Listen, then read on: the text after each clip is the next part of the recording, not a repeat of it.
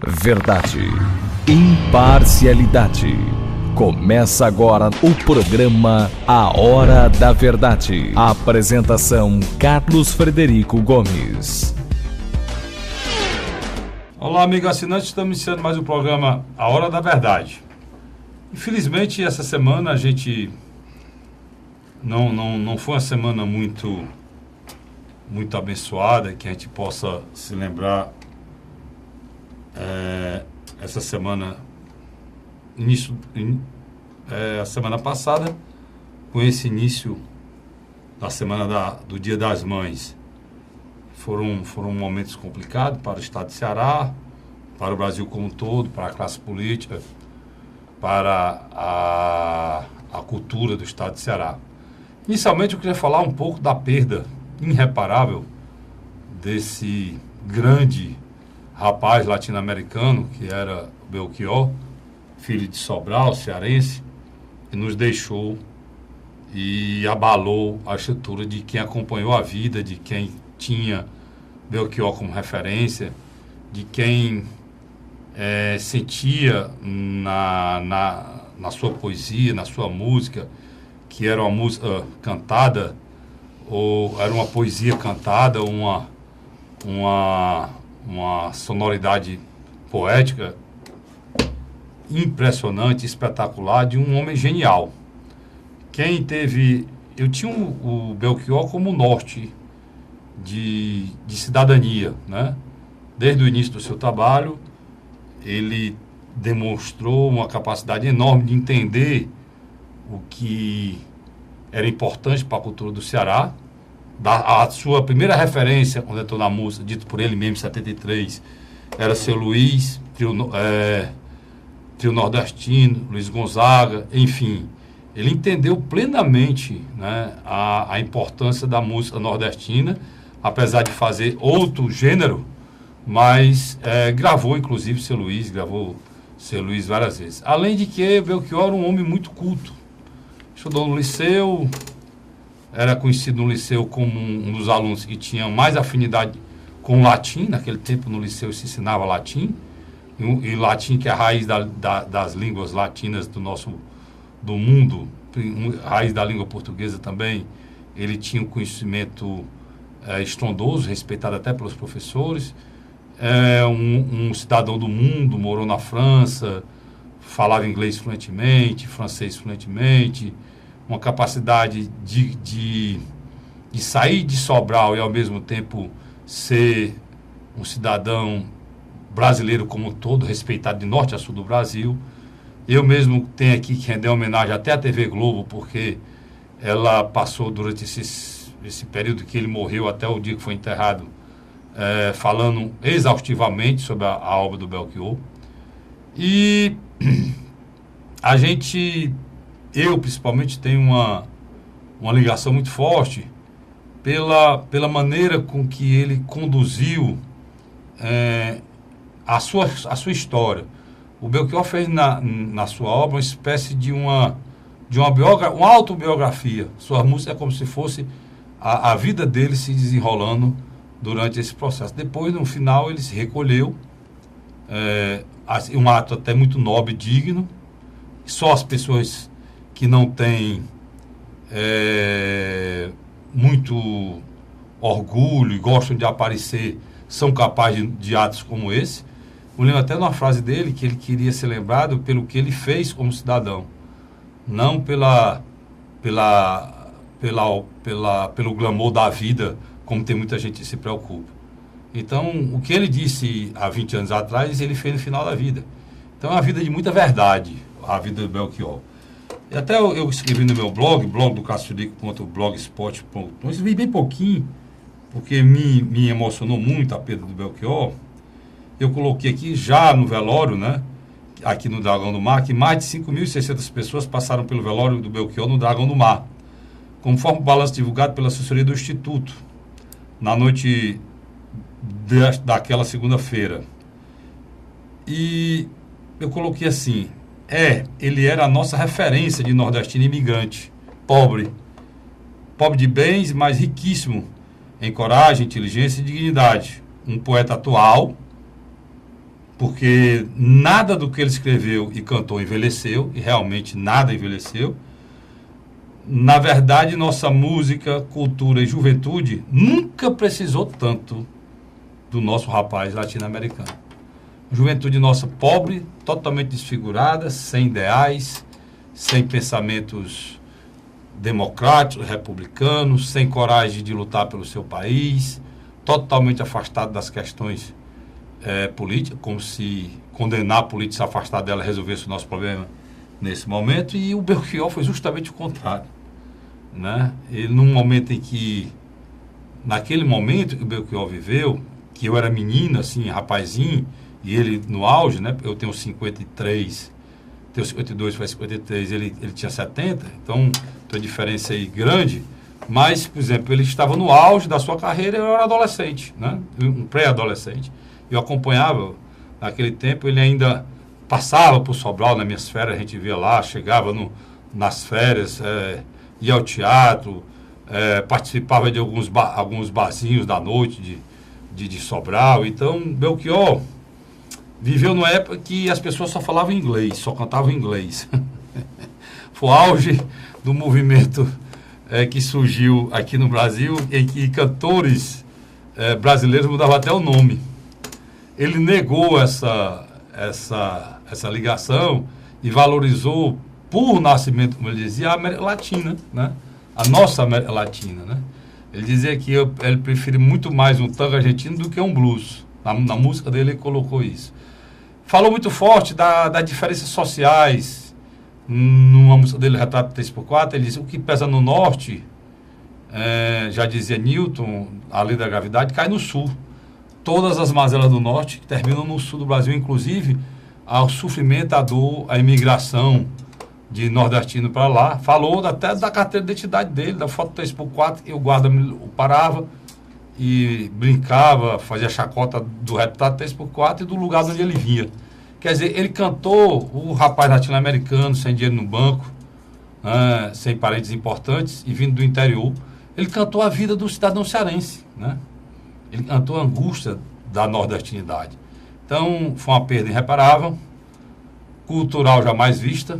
Terminou a vida de uma maneira pobre, recolhida, fez aquele gesto do elefante de se recolher para morrer.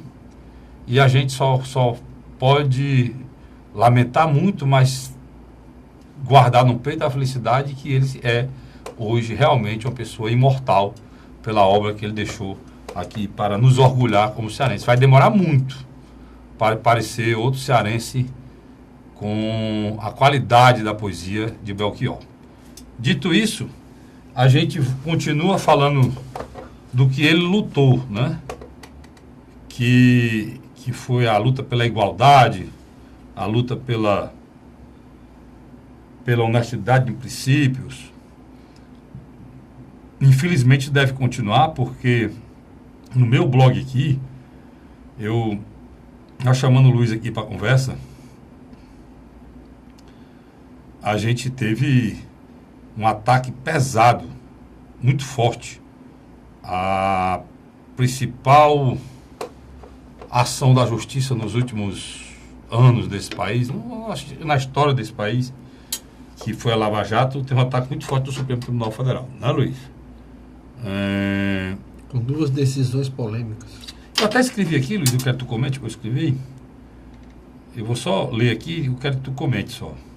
Eu botei aqui no meu blog: abriu a porteira da bandidagem de colarinho branco, né? E isso aqui que eu escrevi é interessante porque tem algumas coisas verdade aqui que o Luiz vai explicar para vocês. O Supremo Tribunal Federal concedeu nesta terça-feira habeas corpus ao ex-ministro Zé Disseu, preso pela Lava Jato. A decisão foi tomada pela segunda turma, presta atenção isso aqui, do tribunal, da qual fazem parte Dias Toffoli, Gilmar Mendes, Ricardo Lewandowski, Celso de Mello, presta atenção aos nomes, e Edson Fachin, relator da Operação Lava Jato no Supremo Tribunal Federal. Toffoli e Lewandowski votaram pela soltura de Fachin, e Fachin e Celso de Mello defenderam a manutenção da prisão preventiva. Coube a Gilmar Mendes desempatar com decisão favorável ao petista. Ele aproveitou durante o voto para criticar os investigadores da Lava Jato de uma forma muito desastrosa e inconsequente, no meu entender, Luiz. Depois você me diz se foi ou não. Eu botei aqui, observação. É a confirmação de um grande acordão feito de forma vergonhosa entre membros do judiciário e grandes líderes nacionais. Resta saber por quê. Será que existe alguma possível delação que incrimina algum magistrado? Você vai pensar e eu vou comentar aqui com o Luiz.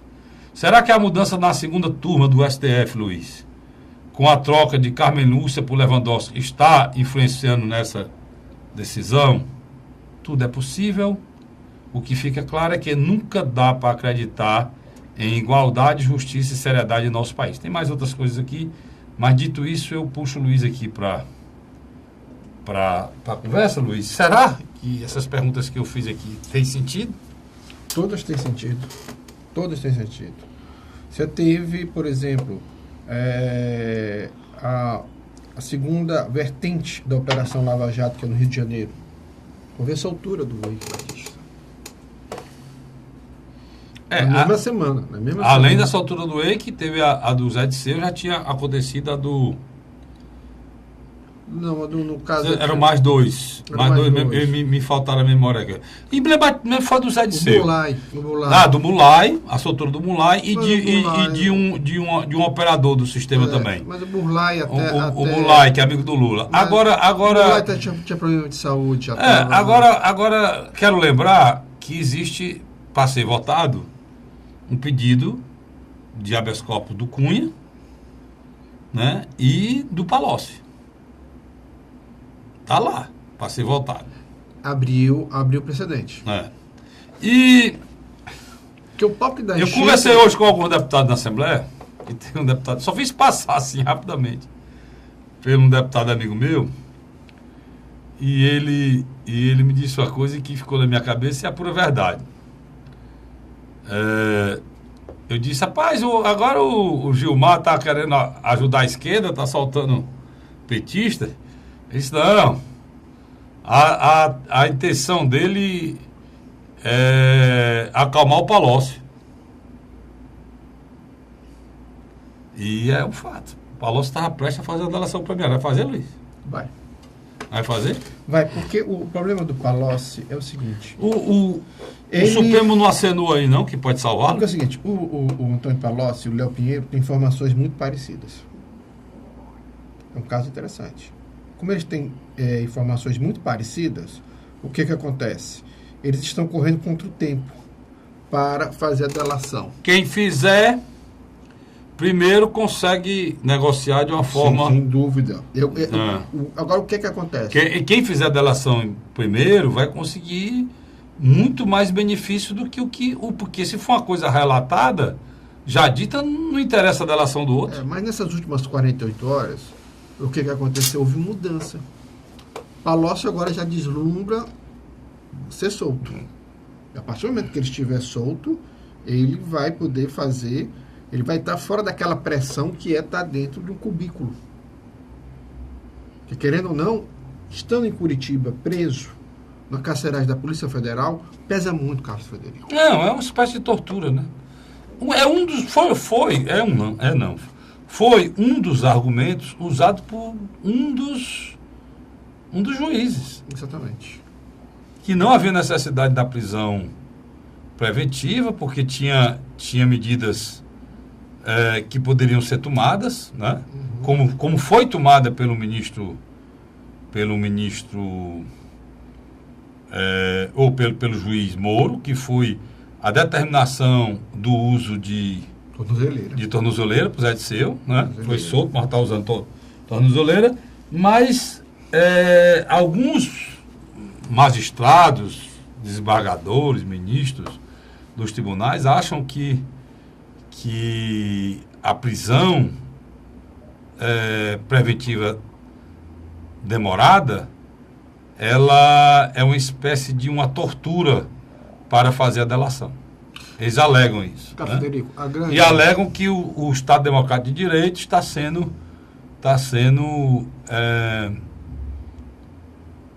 distorcido, vilipendiado, destruído por conta do tempo dessas prisões preventivas. Frederico, alguns programas atrás, nós dizemos que já havia, sim, uma grande aliança entre os três poderes para tentar a manutenção da estabilidade política e administrativa do Brasil, com a figura hoje nefasta de Michel Temer. Eu falei aqui no acordão, né, Luiz? Está falando do acordão. Acordão. Né? Só que, na minha avaliação, o que está acontecendo? Tem que combinar com a plateia. E não combinaram com a plateia. Você acha que nós poderemos ter uma reação da população em relação? Já estamos tendo. Por exemplo, que sentido? Nas redes sociais? De terça para quarta-feira, os funcionários do Supremo Tribunal Federal, principalmente o sistema da informática, não está aguentando. É e-mail, é WhatsApp, tá entendendo? É protestos vindo de todo o Brasil. Você desencadeou um fenômeno midiático muito forte que é contra essa situação que está aí. Como é que tu vê colocando isso, Luiz, depois de tu colocar essa situação de desgaste do Supremo Tribunal Federal? Como é que fica a tua situação do Gilmar Mendes? Com aquela frase que esses meninos precisam... Como é que é? Esses meninos, esses promotores são muito inexperientes, precisam um pouco mais de história, né? Se a gente não tivesse tomado a decisão, a gente não seria Supremo. O Supremo seria lá a República de Curitiba. O Gilmar bateu de frente com a Lava Jato como um todo, né? Ele achou pouco o Ministério Público Federal, que ele vem criticando o Ministério Público Federal, achou pouco e agora foi para cima do juiz Moro, falando República... O falecido Teório Zavascki, ele era mais paciente, pausava o processo. Ele segurava o Rodrigo Janotti, ele segurava o Moro e a equipe do Moro. O Edson Fachin vai pelo caminho inverso. E o Edson Fachin ampliou. Muitos membros do PSDB sim vão ser chamados e vão se tornar réus. Assim como do PMDB. Isso que do PT que já estavam, vão continuar. Não é que ele ampliou, Luiz, é que ele fez o que deveria ser feito. Mas aí na minha avaliação, qual o papel hoje antirrepublicano de Gilmar Mendes? Antirrepublicano mesmo. Ele quer fazer o que o Sarney, o que o Renan Calheiros, o Lula não fizeram lá atrás. Mas vamos fazer algumas ponderações? Não, algumas ilações aqui, hipotéticas, e pode estar acontecendo. Por que é que você acha isso? Se acha que ele acha, ou alguém lá no Supremo acha que o Judiciário, não necessariamente eles, mas que o Judiciário pode ser o próximo a ser atacado pela Operação Lava Jato em relação às delações? Eu não tenho nenhuma dúvida que a equipe do Moro deverá, nas próximas 72 horas, quem estiver assistindo esse programa, lançar algum material aos principais veículos de jornalismo, dando matéria de filhos de membros do Supremo que fizeram negócios com empreiteiras. E conseguiram, muitas vezes, ligados a advogados, a escritório de advocacias que concederam liminares, né? Ligados a ministros do Superior Tribunal de Justiça e até do Supremo Tribunal Federal. É isso que quer dizer? Por enquanto, chegou ao Supremo Tribunal Federal. Ou Superior Tribunal de Justiça? O Superior Tribunal de Justiça, mas vai chegar ao Supremo. E você acha que aquela força do Gilmar contra a Operação Lava Jato como um todo já é uma reação a essa possível... A ministra... a ministra Ângela, acho que é Ângela Calmon, né? Ângela Calmon. Né? Ex-ministro do Superior Tribunal de Justiça e presidente do Conselho Nacional de Justiça. Ela deu várias declarações dizendo que não existe Lava Jato se ela não chegar em membros corruptos da Justiça que estão envolvidos. Eu acho também. Ela disse que a Lava Jato não seria... republicana e democrática e séria se não atingisse magistrados. O Gilmar Mendes é o DIC. É o DIC. Ele está tentando segurar ali a tentativa de se fiscalizar. O que o Executivo e o Legislativo simplesmente se desmoronaram. Se esmirilguiram. O político foi criminalizado. A política foi criminalizada. E agora vai Agora, se chegar no judiciário, aí esse país tem base, o Luiz, onde você atinge todos o tripé da democracia atingido, o Executivo, o Congresso Nacional e agora o Judiciário. Esse país não vai ao chão, não? Se tiver tudo podre, é hora de botar abaixo. Não, vai ao chão. Vai ao chão. A coisa está feia. Por isso que eu comecei de uma forma meia assim, preocupante o início da minha entrada aqui no programa, justamente porque é um momento complicado. Além da perda irreparável que a gente teve cultural do Ceará e foi a alma do Ceará perdida, a morte do Belchior, vê essa pancada aí da Lava Jato sendo destruída pelo Supremo Tribunal Federal. É muito sério, a gente vai continuar falando sobre o assunto já. A gente volta, não sai daí não. A Hora da Verdade.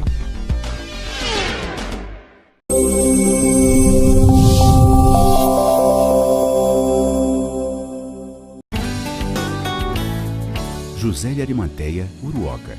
Acordo 8 horas, 9 horas, aí carrego o carro e vou lá pegar água. Aí sai distribuindo os comércios.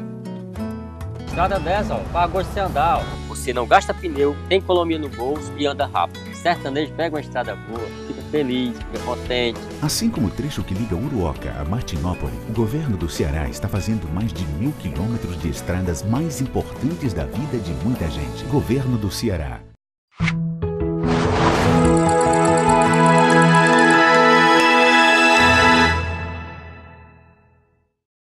A Hora da Verdade.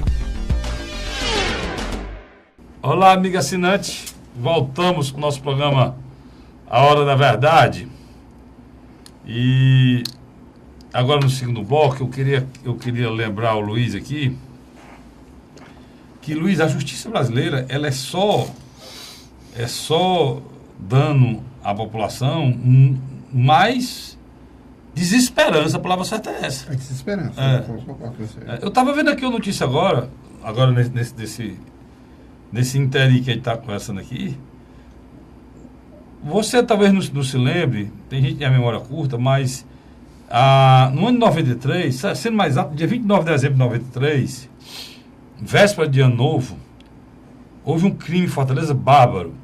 Numa discussão de trânsito, uma criatura atirou e matou uma bailarina. Vladimir Porto. Eu vou ler a notícia para você. O advogado Vladimir Porto Lopes, Neto de estudante. Magalhães, 47 anos, na época ele era estudante de Direito. Condenado pelo assassinato da bailarina Renata Maria Braga de Carvalho, em 93. Teve sua pena, peço brincadeira isso aqui, extinta pelo Tribunal de Justiça do Ceará, sendo mais exato, a primeira Câmara Criminal do Tribunal de Justiça do Ceará. É triste isso aqui. E deve ser solto até o fim da tarde desta quarta-feira. Foi solto até o fim da tarde da quarta-feira passada, né?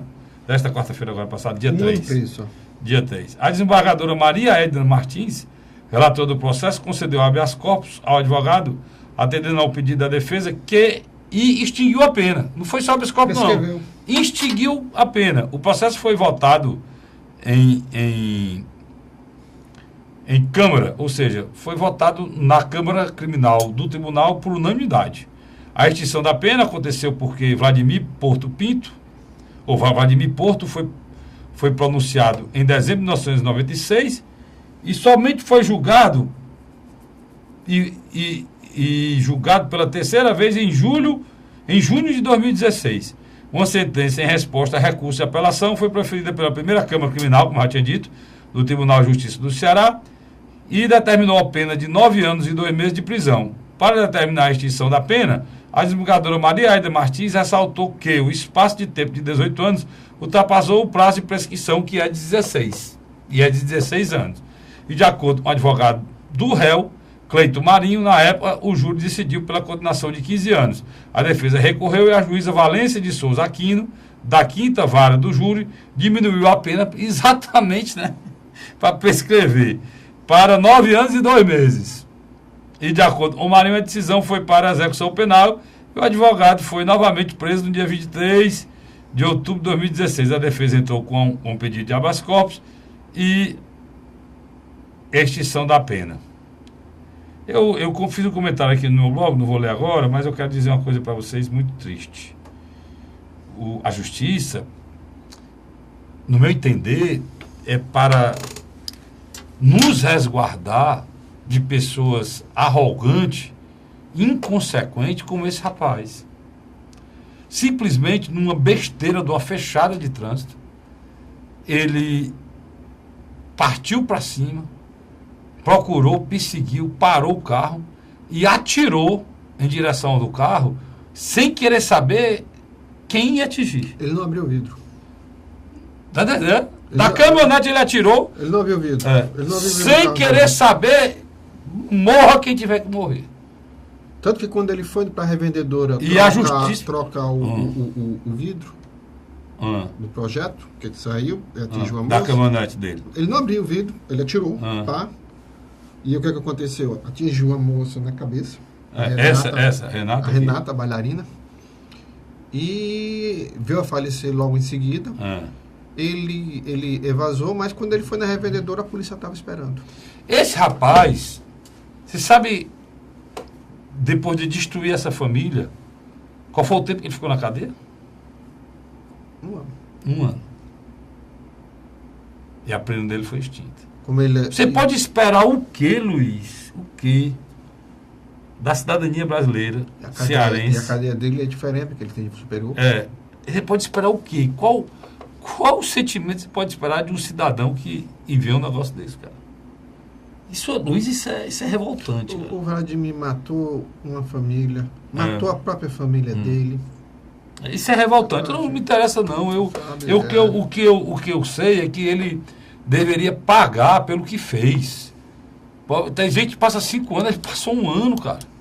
O pior, isso com a conivência, não vem falar em prescrição para mim aqui, não.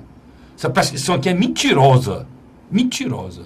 Se trabalhou o processo para ver a prescrição. Se o juiz quiser, eu não sou advogado, não, mas eu tenho certeza absoluta do que eu estou falando aqui. Se o juiz quiser entender que os recursos são protelatórios, ele pode não acatar nenhum, Luiz. Verdade. E os recursos aqui todos foram com a intenção final de dar no que deu. Prescrição da pena. Com a conivência, com o trabalho de advogado do Brasil, ele não busca uma pena menor para que o réu seja penalizado pelo que fez, não, no menor tempo possível, não. O advogado do Brasil é aquele que consegue procrastinar até conseguir essa mágica aqui. Protelou tanto, procrastinou tanto o processo que acabou prescrito.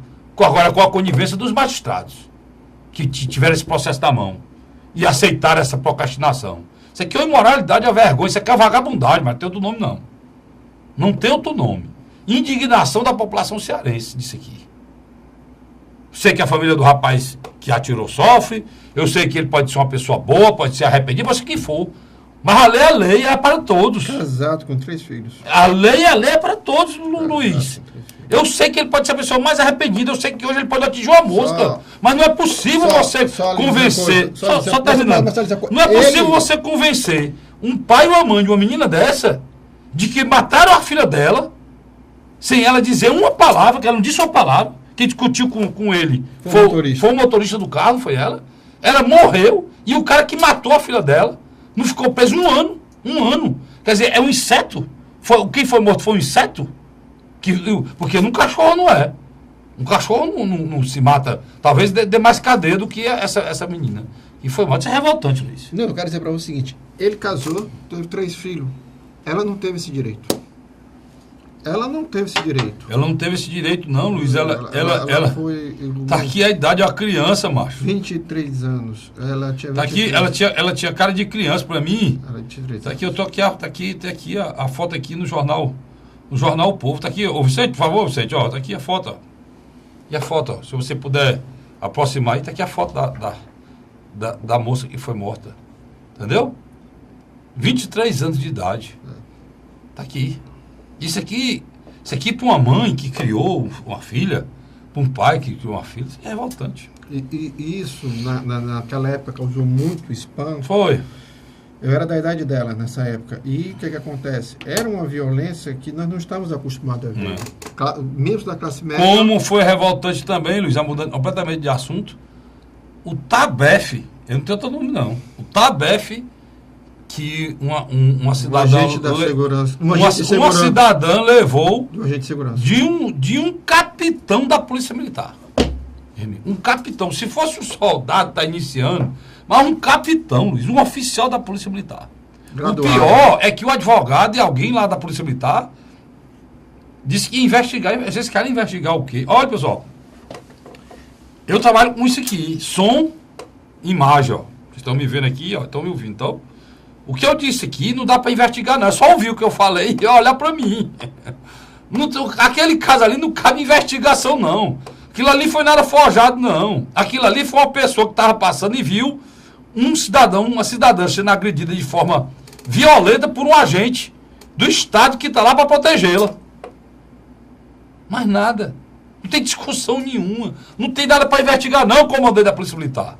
Não tem nada para investigar. O que eu fico pensando é esse rapaz, esse capitão, sozinho, num local ermo, escuro, com alguém na mão dele. Eu fiquei preocupado. E com a família dele. Eu não sei como é que ele trata os familiares dele, não. Porque numa discussão ali, você meteu o TABEF em plena beira-mar, num cidadão, pelo amor de Deus. Eu acredito que nos Estados Unidos ele já estaria preso. Luiz, olha, você qualquer país sério... Eu sou talvez a pessoa que mais defende os policiais desse estado, eu, Cássio Federico. Tanto no meu programa de rádio 9 às 10, na Rádio Cidade AM 860, quanto nesse programa aqui, que vai ao ar 3 vezes na semana aqui pela TV+, e vai ao ar 3 vezes na semana pela TV Litoral, tanto na Multiplay como na NET. O meu programa Pela Ordem, e vai ao ar na TV Fortaleza, né, Luiz? Nosso programa lá Pela Ordem, o Luiz várias vezes participa também. Na TV Assembleia também. E na TV Assembleia também, né, no domingo, todos dois vão lá no domingo. Defendo. Agora, eu defendo os bons policiais. Eu defendo o policial que é agente do Estado, que está lá botando a sua vida, o seu pescoço para nos defender, e esse é um homem de bem. Eu vou mais, esses são heróis, que eu não tenho a coragem que eles têm, de colocar o meu pescoço, como eles colocam, para defender a sociedade, num país violento, cara, em que a estatística da morte de policiais é lá em cima. Então eu tenho um respeito muito grande por esses homens. Por isso é que um mau oficial daquele não pode ser nivelado com a Polícia Militar do Estado de Ceará, não. O pior, sabe o que é? É que de uma forma arrogante, o advogado disse que ele reconheceu que teve um erro, você cedeu. Que você cedeu? O erro que você cedeu, cara? Mandou a moça se retirar. Um erro que você cedeu. Ela se retirar, é. O erro que você cedeu, rapaz, para mim começar a entender o que aconteceu e pensar que pode ser perdoado o que foi feito, e ele recebeu a pena e voltar para trabalhar na Polícia Militar, não ser expulso, a primeira coisa que devia ser feita, sabe, era ele ter pedido desculpa, né, Luiz? Que no Brasil as pessoas não pedem desculpa de nada. Você vê no Japão, né, Luiz? Toda a gente pode pedir. Você não pode chegar, olha, eu queria pedir desculpa pelo meu ato, eu me excedi, eu estou com problema psicológico, tinha alguma coisa. A gente pode começar a colher, né, desculpa, e começar a pensar que é um ato falho, errar humano, mas nem isso. O advogado disse que vai investigar. Investigar o quê? A imagem? E para piorar, ele não é investigado pela justiça comum, né? Ele vai ser simplesmente julgado pelo corporativismo. Vai ser julgado pelo corporativismo. Por todo mundo que na realidade acha que aquele ato... Eu não... Olha, então tem gente falando... Só cara, Federico. Tem gente falando que a advogada é muito... que a advogada, a mulher levou também falar. Disse que ela era muito arrogante, que ela... Não interessa, ela pode ser ela poderia ser até o marginal, que eu sei que ela não é. Poderia ser o que for, eu sei que ela não é. Mas poderia ser. Mas ele não tinha o direito de fazer aquilo. Não, aquilo foi totalmente errado. Ali não tem desculpa. Ele não tinha o direito de fazer aquilo. Não tem desculpa. Ninguém tem o direito de fazer aquilo. Aquilo é uma agressão física que não tem o direito. E humilhante, sabe por quê, Luiz? Porque foi em público. Agressão física e moral. É porque, além da agressão física, tem a humilhação. Ela apanhou feito um cachorro. que leva uma porrada, né, a palavra certa é essa, ela levou uma porrada, foi um tabefe mesmo, e mandou isso embora. Nós temos um caso emblemático da truculência lá em Goiás, foi? Exatamente. Pegou aquele rapaz de 30 anos, o cara quebrou, macho, um cacetete na cabeça do rapaz, o rapaz está com traumatismo craniano no hospital, a mãe rezando todo dia para ele sair de lá. Um oficial graduado. Quebrou o maxilar, quebrou o ombro, pra ter ideia, mas a pancada foi na cabeça, quebrou até o maxilar dele. Teve que ser reconstituído com a prótese. Ele está na UTI. Tá na UTI. Então, cara, não dá. Um oficial como esse também, eu acredito que também não tem condições mais de fazer parte dos quadros. Não tem. Não tem, Luiz. Olha, a gente se lembra que a gente não pode tolerar isso. Tu se lembra do caso daqueles 2 médicos que foram mortos por aquele capitão. Lembra o caso emblemático lá em Mombaça. Se mal me engano, em 2007 ou 2008. Então, a gente não pode tolerar isso, não. Não tem a mínima possibilidade. Né? Tem a mínima possibilidade. Nos anos 90, a Rede Globo gravou aquele oficial do BOP de São Paulo, o Rambo, que simplesmente parava as pessoas, batia, extorquia dinheiro, e um belo dia ele atirou, né, e matou um jovem. Agora, Luiz, voltando aqui a Lava Jato, quero a tua opinião. Eu tenho uma opinião aqui, tem gente que não vai entender, não vai gostar, mas é a minha opinião, eu vou dar. Tem uma coisa que voltando à história lá do Zé Disseu, tem uma coisa que eu concordo com o Gilmar Mendes, sabe o que é, Luiz? É que o promotor, o Delano, né?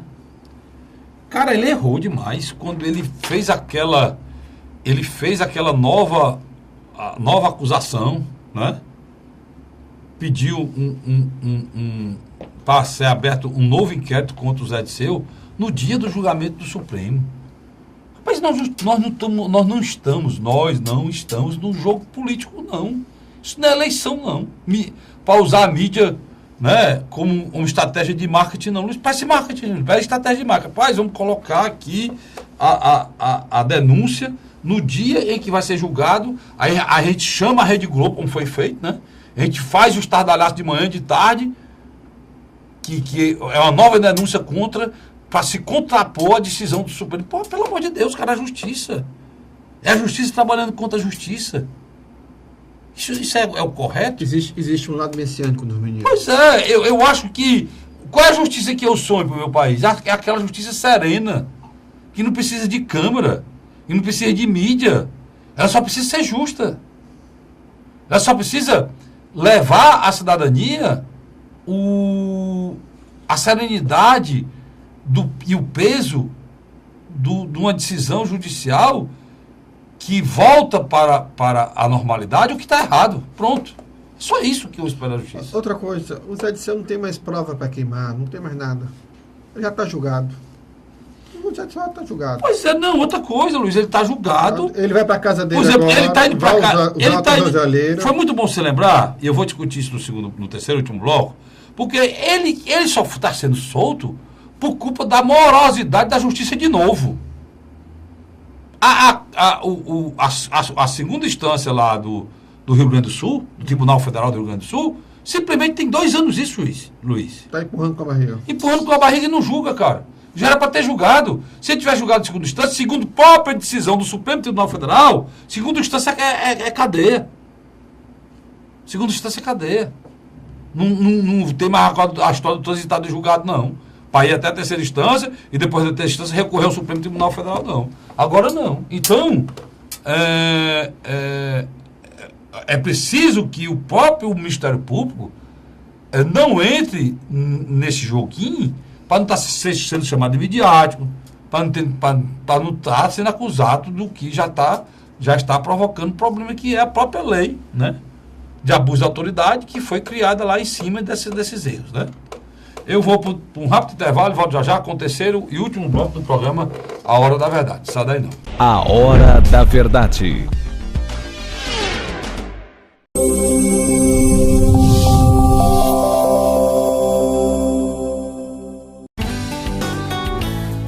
José de Arimanteia, Uruoca. Acordo 8 horas, 9 horas, aí carrego o carro e vou lá pegar água. Aí sai distribuindo os comércios.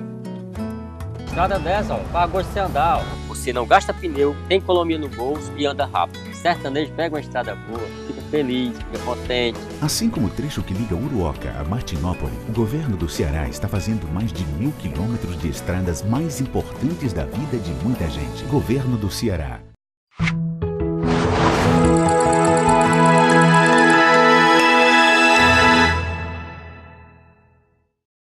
A Hora da Verdade.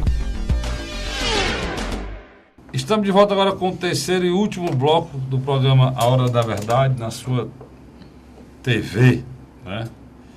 E Luiz, a gente estava aqui, nesse espaço aqui, em off aqui, conversando, e tem algumas coisas que estão no blog do cassofelico.blogspot.com, e o Luiz não lê, né? Mas de vez em quando eu ligo para ele: Luiz, abre meu blog. Graças a Deus, Luiz. Acha bom. Graças a Deus, Luiz, o nosso blog, né, do qual você é um dos entusiastas do blog do Cássio Federico, nosso blog tem uma média de 300 acessos por dia. São mais de 6 mil por mês, né? Isso, para quem conhece como é que está a internet, isso é uma vitória grande. Muito né? grande. Muito grande. 300 acessos diários, né? É uma média, às vezes mais, às vezes menos. Então, graças a Deus, a gente está... E a responsabilidade aumenta porque a gente está trabalhando muito, né, para conseguir esse feito, né? E porque tem muito blog, e os blogs mais lidos geralmente eles são ligados a jornais, né? Nosso blog não tem essa ligação no jornal. E você ter uma média de 300 acessos diários não é brincadeira, não, tá certo? Mas vai chegar lá. Né? Estamos indo muito bem. Então, o que eu pensava em ter aí 6 mil acessos, né? Porque existe aquelas coisas aquela coisa que viraliza, mas aquilo não é o normal, não, né? É uma notícia que sai, tem milhões de acessos e depois no outro dia não tem nenhum, né? Isso não é normal. Eu acredito que logo o seu canal de YouTube também vai estar bombando. E eu estava colocando aqui no nosso blog, eu estava comentando aqui uma pesquisa do Datafolha que é muito ruim, tá? Tá no blog aqui, se você acessar, você vai ver lá que aumentou o sentimento de vergonha de ser brasileiro. Nunca houve tanta gente, Luiz, com mais vergonha que orgulho de ser brasileiro, mostra a pesquisa da Datafolha. Mas por quê, cara, Federico? No final dos anos, da primeira década dos anos 2000, nós tínhamos um momento de crescimento econômico. Apesar da crise mundial, nós estávamos numa perspectiva, né, de crescimento. Havia entre os brasileiros quem estava no caminho certo. Poxa, a gente ia ter uma Copa e uma Olimpíadas, né? Uma atrás da outra, sabe? E sentimento assim de euforia. De euforia. Ufanismo, né? Sem dúvida, o emprego, as pessoas consumindo, as pessoas tinham crédito, energia barata. De uma hora para outra, quem era pobre foi para a classe D, teve que voltar para a pobreza com dívida. Aí eu acho que é isso aqui. É isso aqui. O cara, de uma hora para outra, saiu da linha da pobreza, não era enquadrado como consumidor, passou a ser consumidor, teve a possibilidade da casa própria e tal, e de uma hora para outra ficou desempregado e com dívida. O cara da classe C quis morar num bairro melhor, numa casa melhor, e colocou os filhos no colégio melhor, comprou um carro melhor. E agora teve que voltar. Não tem condições de pagar as prestações. Teve que voltar. Quer dizer, Luiz, eles estão dizendo aqui, são 34% os que se sentem envergonhados. Uma parcela que cresce desde o dia, como o Luiz colocou muito bem, desde o fim de 2014. Exatamente, né? Exatamente quando terminou esse período aí, né? Da Copa do Mundo, veio já com uma grande decepção, né? Já com uma crise econômica. Tá? E hoje, quase o quádruplo do seu menor resultado, 9% no final de 2010. Em 2010 era só 9%. Hoje é 4 vezes mais. Sem 34% dos brasileiros têm vergonha de ser brasileiro. Mais uma notícia que está aqui no blog do cassofederico.blogspot.com. Luiz... Federico, a gente abre o noticiário. É impressionante. Agora as outras empreiteiras também estão abrindo o bico, né? A OAS. Eu conversei hoje com o deputado Carlos Matos, só já a gente entra de novo nesse assunto, sobre a possibilidade de ir um pouco para a política local, do governador Tasso Gereissati ser candidato a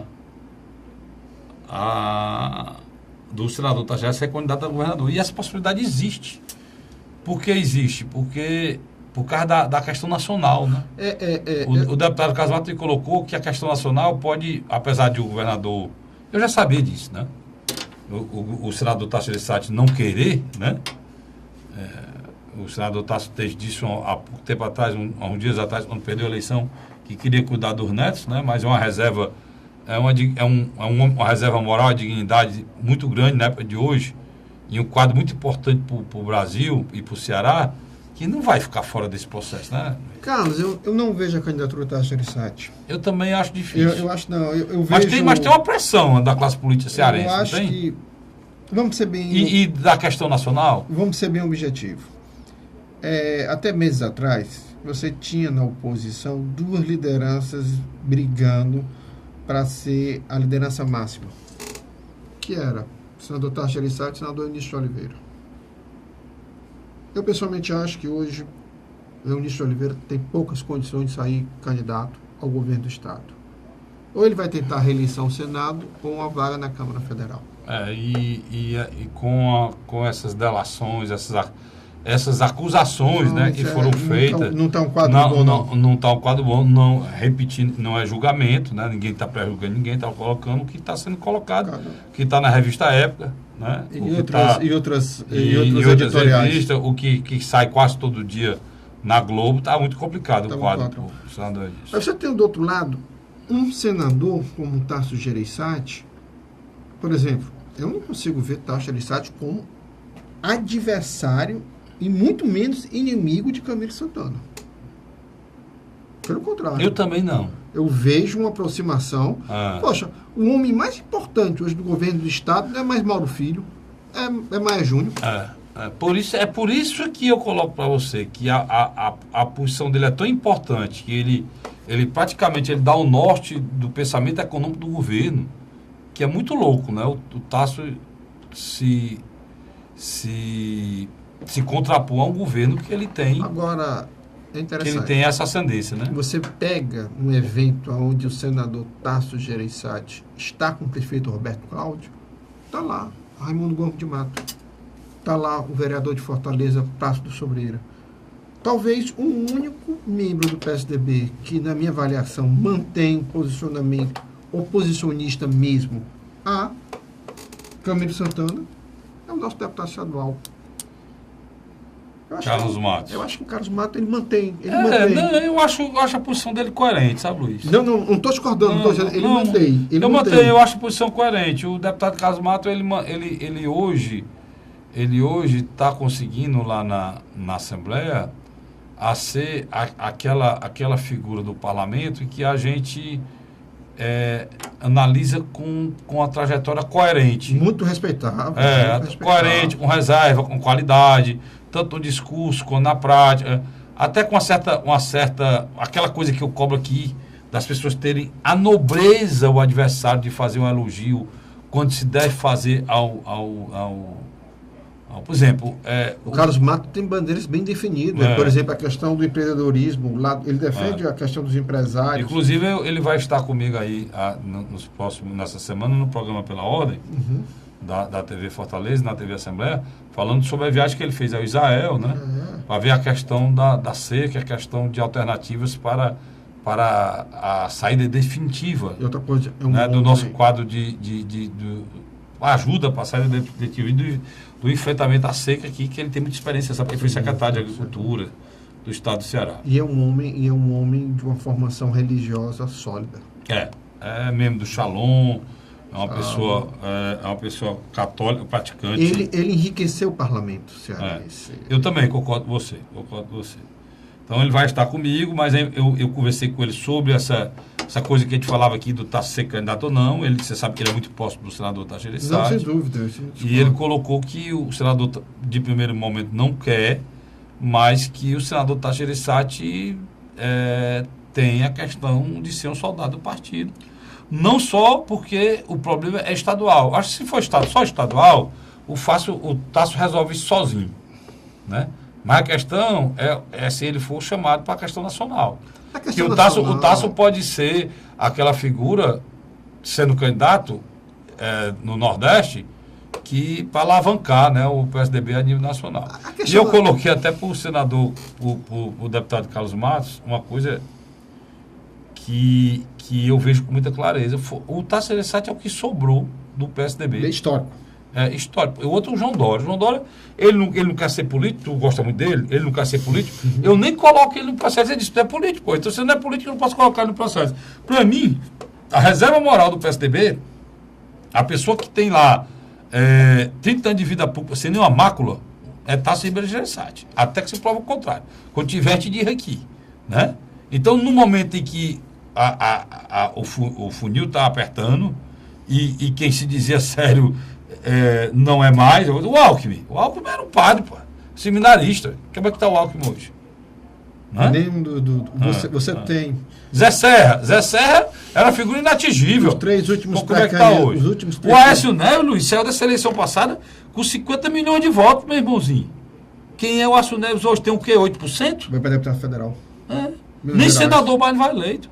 Então, quem é do tamanho que sempre foi e continua sendo, do mesmo tamanho, é Tasso Gereissati. É o seguinte, a última pesquisa Datafolha colocou o seguinte cenário. O Lula mantém aproximadamente 1/3 dos votos, que é a marca histórica dele. Sempre teve. Mas Mas só mantém por causa do aquilo que a gente antecipou aqui. Só mantém por causa do Temer. O Temer foi o grande cabo eleitoral do Lula. O grande cabo eleitoral do Lula. Foi e é, né? Tá. Do outro lado, você tem a solidificação do Bolsonaro, aquilo que eu já vi ele chamando a atenção. Não disso, não. Não, eu não. Deu o que o Bolsonaro? Ele tem, dependendo do cenário, ele fica entre 11% a 16%. Quer dizer, o Bolsonaro passou o Aécio. Passou a Marina. E o Aécio. Marina. E você tem um candidato que até um dia desse não aparecia na listagem, foi colocado, e ele vence todos os candidatos do seu partido internamente, que fica entre 9% a 11% de votos, que é o prefeito de São Paulo, João Dória. O que acontece... E ainda tem o Ciro ainda aí, com 5%, 5% a 6%.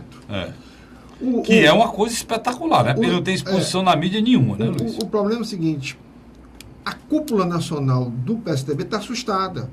Por quê? O João Dória não é solidário com eles. E a cúpula não gosta dele, não. Então, o que acontece? Ele está criando uma situação interna tão profunda... Dizem que até pessoas ligadas ao Alckmin estão com um problema sério com ele. Até o governador Alckmin, que foi o criador da criatura. Sem dúvida. O Alckmin já sentiu. Já sentiu que ele colocou a candidatura já na rua. O Alckmin é um pré-candidato. Quando ele parte para cima do Lula, quando ele parte para cima do PT, ele faz tudo calculado. E outra coisa, o Alckmin, se não prestar atenção, não, o João Dória tenta falar uma linguagem de ataque ao ex-presidente Lula que atrai os eleitores do Bolsonaro. Coisa que não é da prática dos tucanos, que não tem essa moral. Luiz, você viu a entrevista do presidente Lula ao Kennedy Alencar? Tanto teve a do Kennedy Alencar, né? E me parece também teve outra no SBT, né? Foi a do SBT, do Kennedy Alencar, do SBT. O que foi que você achou? Você leu não? Viu não? O Lula, se você deixar, ele convence. Não, ele simplesmente... ele convence. Ele categoricamente se lançou candidato a presidente. Né? É candidato a presidente. Ele fala bem. Então, a candidatura do Ciro, se ele segurar o que ele disse, se o Lula fosse candidato, ele não iria. Desculpa. Você está falando de Ciro ou de Lula? Não, estou falando dos dois. O Ciro disse que se Lula fosse candidato, ele não iria.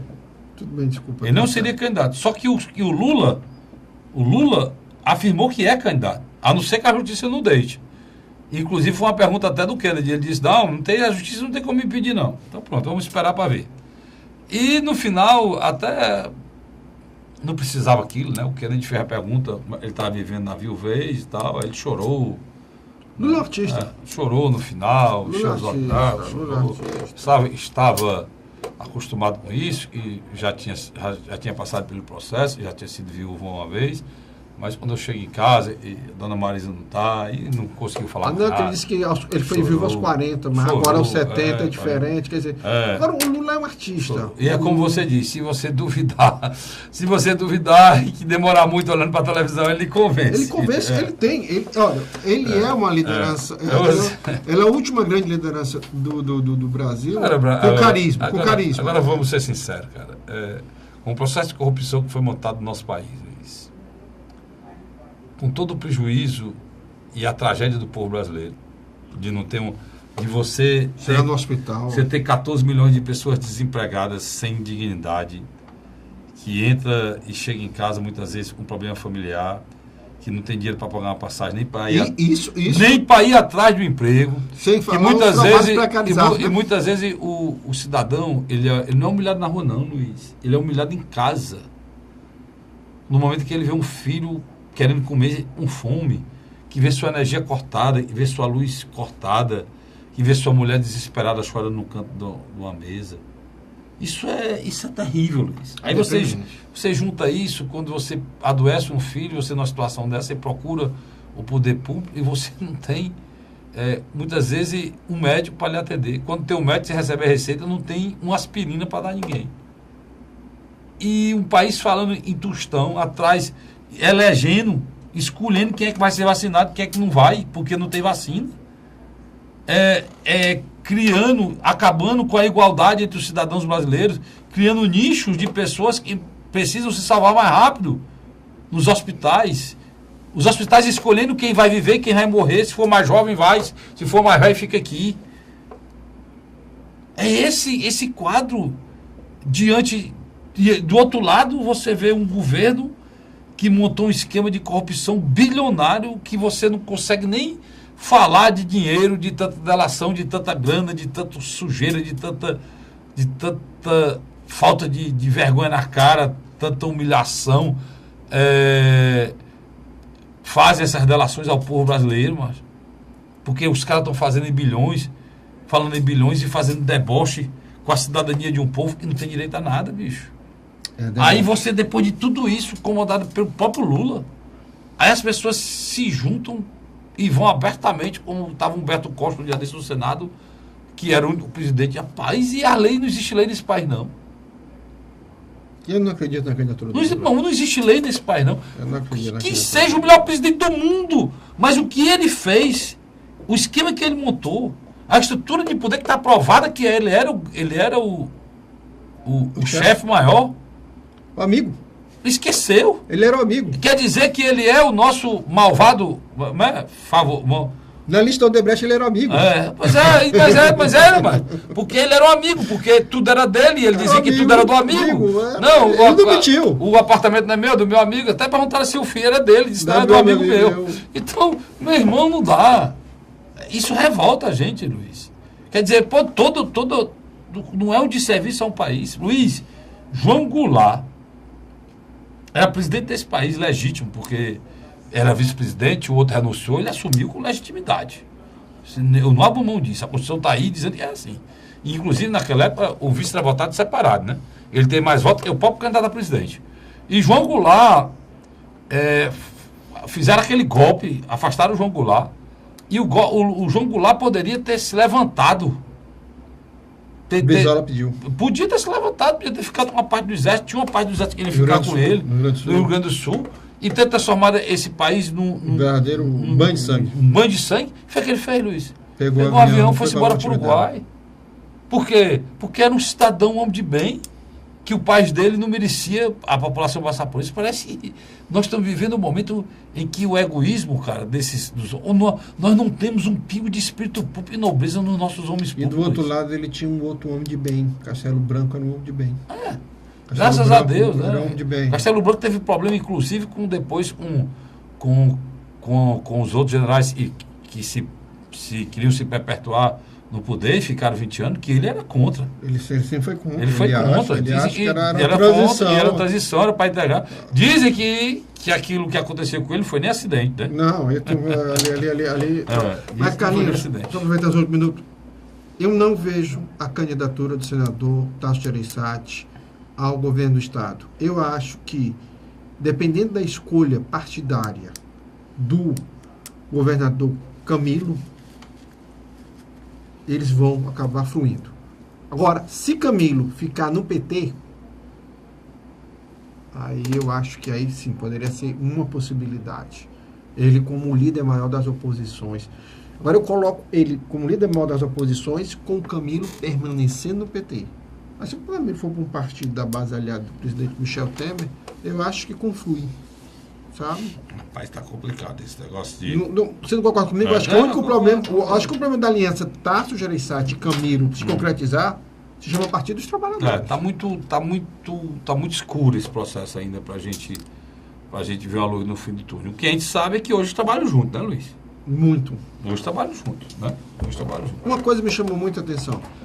E a oposição sonha que Tasso seja candidato, porque seria a única possibilidade dele disputar a eleição com o governador Camilo. Na festa de Itauá, o governador Camilo foi com o deputado do PMDB, por favor, o primeiro secretário da mesa, que agora me faltou o nome, do PMDB lá de Itauá, que rompeu... Aldir Mota.